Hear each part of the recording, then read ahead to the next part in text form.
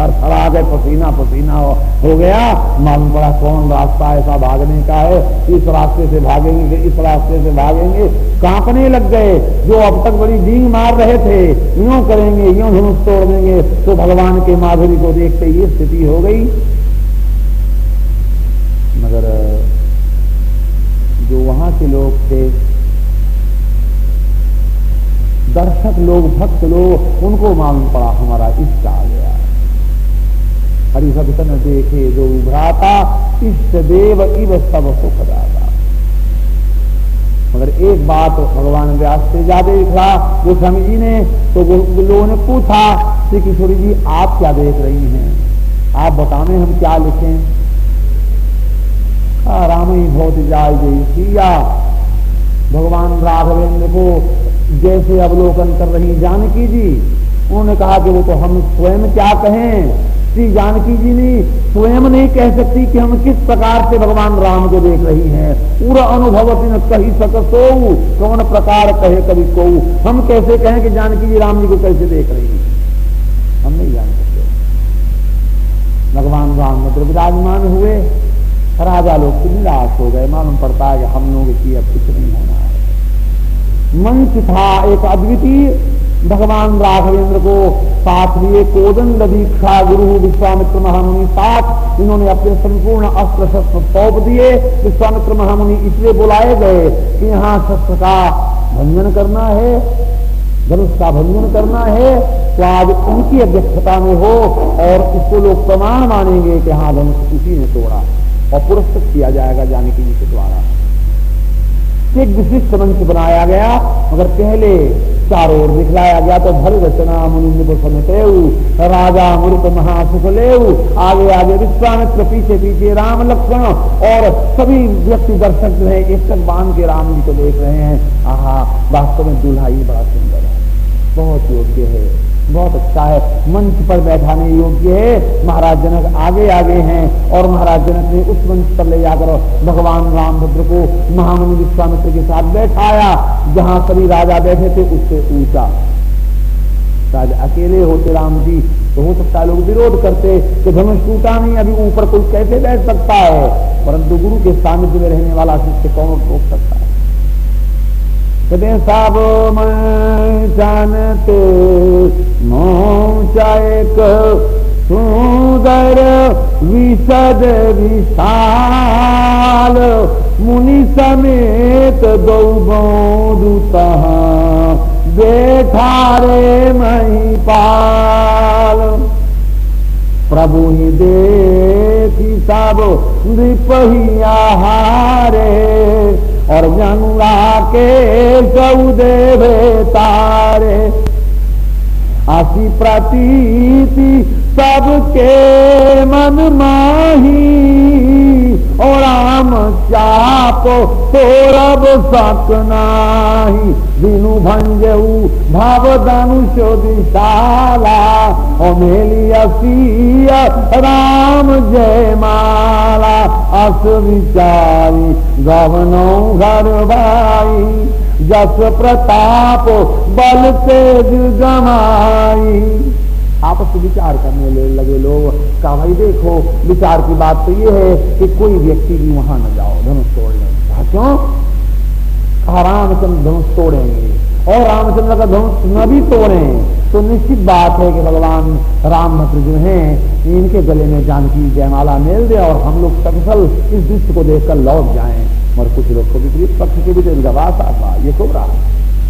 हम लोग इसलिए आए कि धनुष टूट जाए, और न टूटे तो भी चले जाएं, और टूट जाए तो भी चले जाएं। अरे धनुष तोड़ने के बाद भी खतरा कम नहीं होगा। हम लोग तो भी बैठे हैं, हम लोग काल से एक बार लड़ सकते हैं जानकी के लिए, और आप कहते बिना टूटे धनुष जयमाल पड़ जाए। धनुष को टूट के देख लो। आपस की चर्चा चल रही थी, और कुछ साधु राजा थे, उनका भैया तुम नहीं समझ रहे हो, ये जो विदेह जहां हैं ये तो जगदम्बा जानो सीता, और जगत पिता रघुपति ही विचारी, भरी लोचन सभी देह निहारी। ये तो माता पिता हैं, देखना हो देख लो, न देखो अच्छे ही भले भूप अनुरागित होकर लगे देखने। मगर दुष्ट राजा लोग बंद चढ़ा रहे थे। क्या कोई बात नहीं, बात करने से क्या होता है, लोग करीब जीते ही हैं। और रावण बाणासुर वही रूपांतर करके विराजमान थे। कहा कोई बात नहीं, देखो तुम लोग कटिबद्ध रहो, अभी घोषणा होने वाली है। महाराज जनक वंश पर आए, जानकी जी का आवाहन किया गया, 8 सखियों के साथ जयमाल हाथ में लेकर पधारी और तुरंत मंच से घोषणा की गई। ओ सभासदों, ओ राजाओं, देखो सभी के लिए एक पुरस्कार उपस्थित है। और एक बात है, शिव का धनुष भंजन करना है। जो शिव का धनुष भंजन करेगा उसको त्रिभुवन जय प्राप्त होगा, जानकी प्राप्त होगी और हमारी संपूर्ण संपत्ति प्राप्त होगी। तो जो ही इस पुरस्कार से पुरस्कृत होना चाहता हो मंच पर आए। बड़े लोग प्रसन्न हुए, जो मानी राजा लोग थे उन्होंने कहा वाह कितना अच्छा अवसर है, ये कंपटीशन का अवसर टूटने का है, हम लोग इससे लाभ उठाएंगे, क्यों हटे हम यहाँ से, क्यों जाएं। कुछ हम कहते हैं पारी कारबाही उठे आकुलाई और चले इष्ट देवन सिरनाई, तमकिता की शिवधानु धाराही और उठाही न कोटि भांति बालुकाराही। राजा तमक के उठते हैं और तमक के ताकते हैं और जोर लगाते हैं।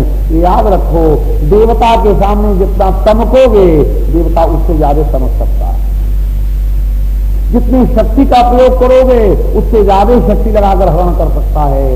इसलिए उठही न चलही ल जाए, ये तो विशेष बात हो गई कि जो वहां गए तो उनके रही सही शक्ति का भी हरण हो गया। कोई बड़ा कार्य करने जाए और उससे न हो तो उसके अंदर जो आत्मशक्ति रहती है वो विक्षीण हो जाती है, अब तो नहीं कर पाएंगे कुछ भी। कुछ लोग प्रश्न करते हैं, यही बात है, और जब शंकर जी का धनुष तोड़वाना ही था और राम जी ने ही धनुष तोड़ना था तो फिर गुरु विश्वामित्र जी को पहले से तोड़वा देना था। जनक को इतना तड़पाने की क्या जरूरत थी, जानकी जी को इतना रुलाने की क्या जरूरत थी, सुनैना को इतना परेशान करने की क्या जरूरत थी। कह देते उठाऊ राम बन जाओ, चापा में तो उतार को परितापा, तोड़ दो धनुष और काम बन जाए। कहा उन्होंने टूटने नहीं दिया, उन्होंने टूटने नहीं दिया, तो क्यों नहीं टूटने दिया, टूटने देते।